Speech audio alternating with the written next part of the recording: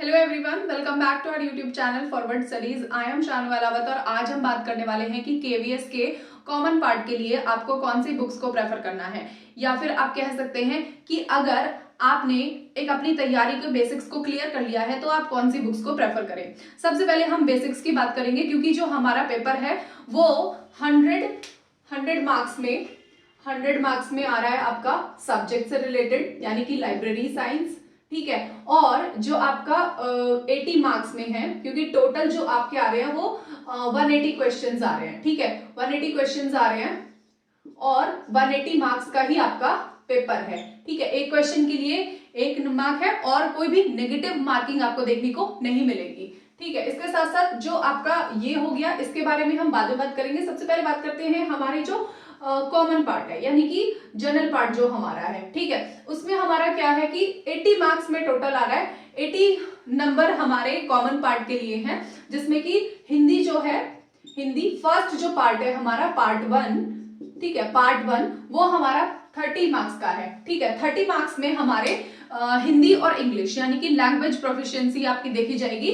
ठीक है, तो हिंदी आपकी आ रही है 15 मार्क्स की और जो इंग्लिश है वो भी आ रही है आपकी 15 नंबर की। ठीक है, अब यहां से 15 क्वेश्चन आएंगे हिंदी के में और 15 आएंगे इंग्लिश में। अब इसके साथ साथ आपको ये पता होना चाहिए कि इन 15 नंबर के लिए आपको कौन सी बुक को प्रेफर करना है। सबसे पहली बात, अगर आपके बेसिक्स क्लियर नहीं है तो आपको मेरी एडवाइस रहेगी कि आप 8th क्लास की ग्रामर की बुक उठाइए, इंग्लिश और हिंदी की, और एक बार उनसे गो थ्रू हो जाइए। उसके बाद आपको कौन सी बुक प्रेफर करनी है एक लेवल को देखने के लिए। ठीक है, तो ये एक इंग्लिश के लिए नीतू सिंह मैम की बुक है, जिसको आप प्रेफर कर सकते हैं। ये काफी अच्छी किताब है। अगर आप इसको कर लेंगे तो इसके बाहर आपको मेरे हिसाब से कुछ ज्यादा स्ट्रगल करने की जरूरत नहीं पड़ेगी पेपर में अगर आप बैठेंगे तो। इसके अलावा आप इंग्लिश को जब ये वाली बुक जब आप कर लेंगे तो आपको ये करना है कि जो प्रीवियस ईयर क्वेश्चन पेपर्स है उनको लगाना शुरू कर दीजिए, तो आपको एक आइडिया होता जाएगा कि आपका जो सिलेबस है आपने कितना कवर कर लिया है। ठीक है, सिलेबस की वीडियो अगर आपने अभी तक नहीं देखी है कॉमन पेपर की, तो मैंने वो अपलोड की हुई है, आप जाके उसको डिस्क्रिप्शन बॉक्स में लिंक है, वहां से जाके आप उसको देख सकते हैं। ठीक है, इसके साथ साथ फिर मैं हिंदी की बात करूं तो हिंदी के लिए भी मैं आपको बोलूंगी कि कॉमन पेपर के लिए बेसिक पढ़ना है, और बेसिक मतलब यानी कि शब्द भंडार हो गया, ठीक है, आपका व्याकरण पूरा हो गया है, तो वो सब आपको अच्छे खासे, मतलब देखो शब्द भंडार तो आप कितना भी पढ़ लेंगे वो कम ही है। ठीक है, क्योंकि कहाँ से आपको अनेक शब्दों के लिए एक शब्द या पर्यायवाची अगर पूछ सकता है, तो ये तो वही है कि आप जितना अपना वो कैब को बढ़ा सकते हैं हिंदी और इंग्लिश में वो कम ही रहेगा। ठीक है, लेकिन अगर आपको बेसिक पूरा है, जैसे आपका संज्ञा सर्वनाम संधि हो गया, कारक हो गए, सर्वनाम हो गया, विशेषण हो गया, ठीक है, तो अगर ये सारा आपको कंप्लीट करना है तो आप एक बेसिक वाली वही 8th क्लास की बुक उठाओ, क्लियर करो, वहां से एक बार गो थ्रू हो जाओ। उसके बाद जो प्रीवियस ईयर क्वेश्चन पेपर है उनको लगाओ, और एक प्रैक्टिस सेट आप ले सकते हैं, कोई भी ले लीजिए, क्योंकि जिसमें प्रीवियस ईयर क्वेश्चन पेपर हो, या फिर ल्यूसेंट की एक बुक आती है हिंदी की, जो मेरे पास है, मैंने इसको थोड़ा सा पढ़ा है, ठीक होती है ये, इसमें मतलब ज्यादा कुछ नहीं है और काफी छोटी है, मतलब ज्यादा पेजेस की भी नहीं है, तो आप इसको जल्दी कवर कर लेंगे। ये वाली बुक्स को आप कवर करने के बाद में प्रैक्टिस सेट लगाएं तो ज्यादा रहेगा। प्रीवियस ईयर क्वेश्चंस पेपर का यहाँ पे मेन रोल है, क्योंकि कोई भी एग्जाम अगर आप दे रहे हो तो वहां पर प्रीवियस ईयर क्वेश्चंस पेपर की इंपॉर्टेंस आपको एक अलग ही नजर आएगी। जब आप प्रीवियस ईयर क्वेश्चंस पेपर को कवर कर लेंगे तब आपको पता चलेगा कि आपकी तैयारी जो है वो कहाँ तक पहुंची है। इसके बाद बात करें अगर पार्ट 2 की, जिसमें कि आपका 50 मार्क्स का, यानी कि 50 नंबर में जो आपका आ रहा है उसमें आपका 20 नंबर का आपका जीके या जीएस बोल सकते हैं इसको। ठीक है, और 20 मार्क्स में आपकी रीजनिंग आ रही है, और 10 नंबर है आपका आईसीटी, ठीक है, यानी कि कंप्यूटर एप्लीकेशन आपका आ रहा है। ठीक है, तो अगर आपको 20 नंबर में, आप देखो जीके जो है वो काफी वाइड है, ठीक है, उसमें आपको बहुत सारी चीजें पढ़नी है, तो आप प्रेफर करें सबसे पहले तो कि जैसे आप न्यूज़पेपर यानी कि आप करंट अफेयर्स को पढ़ते रहें, या फिर कोई भी एक यूट्यूब चैनल को फॉलो कर सकते हैं जो कि डेली की आपकी करंट अफेयर्स डालते हो, या मंथली करंट अफेयर्स या वीकली करंट अफेयर्स, उनको फॉलो करिए, कोई भी एक, क्योंकि आपको जीके पढ़ने के लिए कोई भी कोर्स परचेज करने की जरूरत नहीं है, अलग अलग से कोई भी रजिस्टर्स बना के और लिखना।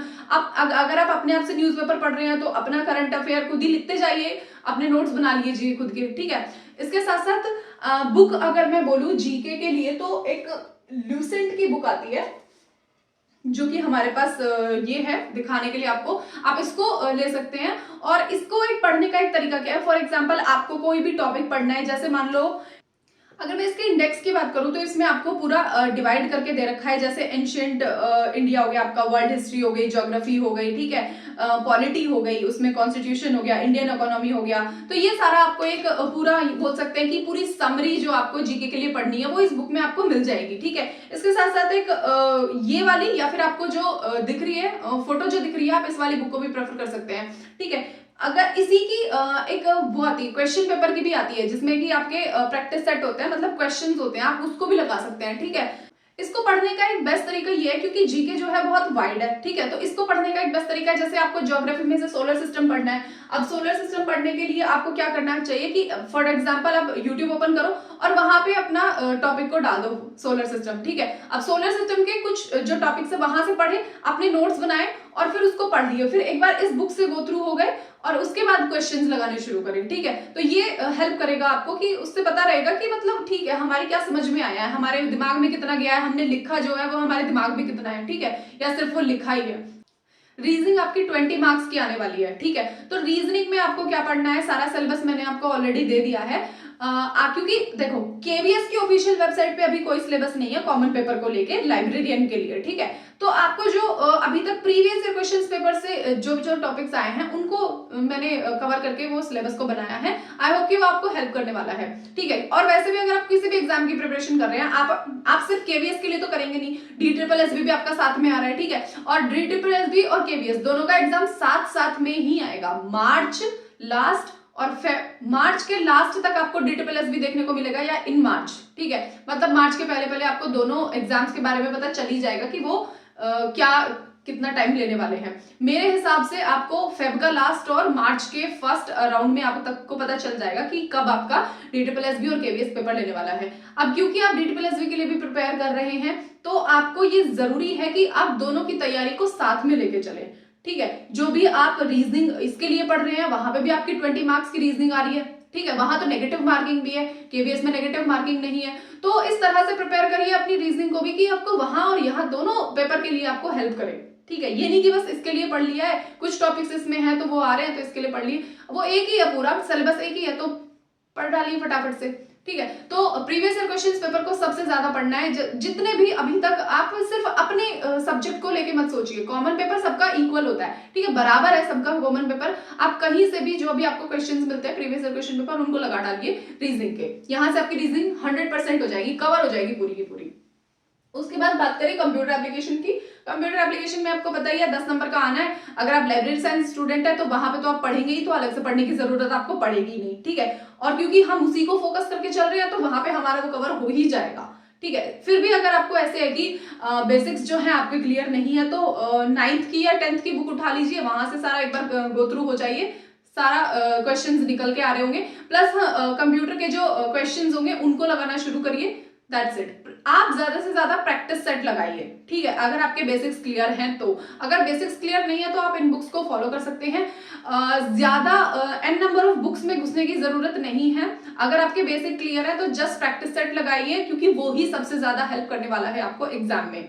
तो ये कुछ बुक्स थी, आई होप कि ये आपको हेल्प करने वाली है।